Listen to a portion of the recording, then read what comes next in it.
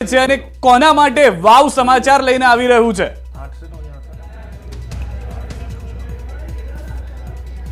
વાવ વિધાનસભા બેઠકની જે પેટા ચૂંટણી યોજાઈ હતી ને તેની મતગણતરીની શરૂઆત થઈ ચૂકી છે। પ્રથમ રાઉન્ડ જે છે તે પૂર્ણ થઈ ચૂકી છે અને પ્રથમ રાઉન્ડના અંતે કોંગ્રેસ જે છે તે આગળ છે। આ તળાવ જે જિલ્લા પંચાયતની બેઠક છે ને તેમાં આ મતગણતરીની શરૂઆત થઈ છે। કુલ 23 રાઉન્ડો પૈકી આ 3 રાઉન્ડ જે છે તે તળાવ જિલ્લા પંચાયતની જે બેઠક છે તેમાં આવે છે ને તેમાં આમ તો જોવા જઈએ તો આ બેઠક જે છે તે કોંગ્રેસનો ગઢ રહ્યો છે ને તેમાં કોંગ્રેસ જે છે તે આગળ જોવા મળી રહ્યું છે, પરંતુ તે પણ નજીવી રીતે આગળ જોવા મળ્યું છે। એટલે કે 251 જેટલા મતથી કોંગ્રેસ આગળ હોય તે પ્રકારના બાબતો જે છે તે સામે આવી છે। આ સીધા દ્રશ્યો તમે જોઈ રહ્યા છો કે ગવર્મેન્ટ એન્જિનિયરિંગ કોલેજ જે છે તેના કે જ્યાં આ મતગણતરીની શરૂઆત જે છે તે થઈ ચૂકી છે। પ્રથમ રાઉન્ડ પૂર્ણ થઈ ચૂક્યો છે, અત્યારે હાલ બીજા રાઉન્ડની મતગણતરી જે છે તે અત્યારે હાલ ચાલી રહી છે। એટલે કે બીજા રાઉન્ડમાં હવે કોણ આગળ અને કોણ પાછળ રહે છે તે ઉપર સૌ કોઈની નજર મંડરાઈ છે। મારી સાથે સહયોગી કિશોર જોડાયા છે, કિશોરની સાથે વાત કરીશું। કિશોર, આમ જોવા જઈએ તો કોંગ્રેસનો ગઢ આ તળાવ જૂથ પંચાયત જે છે તે, અને તેમાં કોંગ્રેસ જે ફક્ત 251 જેટલા મતથી જ આગળ છે, આ આંકલન કેવી રીતે જોઈ રહ્યા છો? કેટલા મત કોંગ્રેસને, કેટલા મત ભાજપને, અને આટલી જ સરસાઈ કેમ?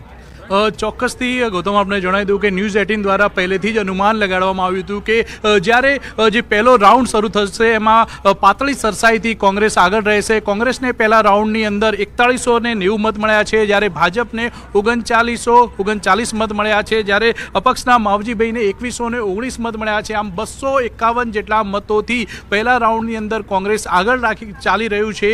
ન્યૂઝ 18 દ્વારા ગઈકાલે જ અનુમાન લગાડવામાં આવ્યું હતું કે પહેલા રાઉન્ડમાં જે કોંગ્રેસ આગળ રહેશે, કારણ કે પહેલા રાઉન્ડની જે ઈવીએમ ખુલ્યા છે તે તળાવ જિલ્લા પંચાયતના ઈવીએમ ખુલ્યા છે, અને તળાવ જિલ્લા પંચાયતની અંદર જે કોંગ્રેસનો ગઢ કહેવાય છે, આ ગઢની અંદર જે ગાબડું છે તે માવજીભાઈ પાડી ગયા છે।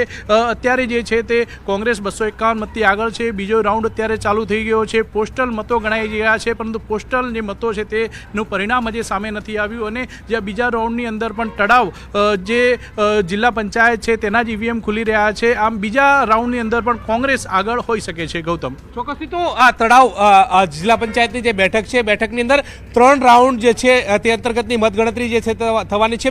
પ્રથમ રાઉન્ડ પૂર્ણ થઈ ચૂક્યો છે, બીજો રાઉન્ડની શરૂઆત થઈ ચૂકી છે। પ્રથમ રાઉન્ડના અંતે કોંગ્રેસ અત્યારે હાલ આગળ ચાલી રહ્યું છે। હવે જોવાનું એ રહે છે કે 23 રાઉન્ડમાં કોણ આગળ કોણ પાછળ મતગણતરીની શરૂઆત થઈ ચૂકી છે, ત્યારે 23 રાઉન્ડ સુધીની આ મતગણતરી યોજાવાની છે। એ જ અંતર્ગત પોસ્ટલ બેલેટની મતગણતરી થઈ ચૂકી છે, પરંતુ છેલ્લે તેની જાહેરાત જે છે તે કરવામાં આવશે તે પ્રકારની વાત સામે આવી છે। 130 જેટલા પોસ્ટલ કુલ મતદાન જે છે તે થયું છે, ને તેમાંથી કોને કેટલા મત મળે છે તે પણ જોવાનું રહેશે। જી ગૌતમ, આપ અમારી સાથે જોડાયેલા રહેશો તો હાલના એવા દ્રશ્યો જે ગૌતમ વાત કરી રહ્યા હતા, મહત્વની વાત એ છે કે જે કોંગ્રેસ પ્રભાવિત વિસ્તારો છે કે જ્યાંથી વધુ મત મળવા જોઈતા હતા, જે સમીકરણ બનવા જોઈતા હતા, મત ગુલાબસિંહ આગળ છે, 251 મતથી આગળ છે। બીજા રાઉન્ડની મત ગણતરી ચાલી રહી છે, જેમાં પણ ગુલાબસિંહ આગળ છે, તેમાં કોઈ બે મત નથી, પરંતુ જે માર્જિન મોટું હોવું જોઈતું હતું તે જોવા નથી મળી રહ્યું। અહીંયા આગળ માવજીભાઈ પણ એક મોટી ભૂમિકામાં હોવાની વાત જે રીતે સંવાદદાતા ગૌતમે કરી છે, કિશોરે કરી છે, સ્પષ્ટ જોવા મળી રહી છે।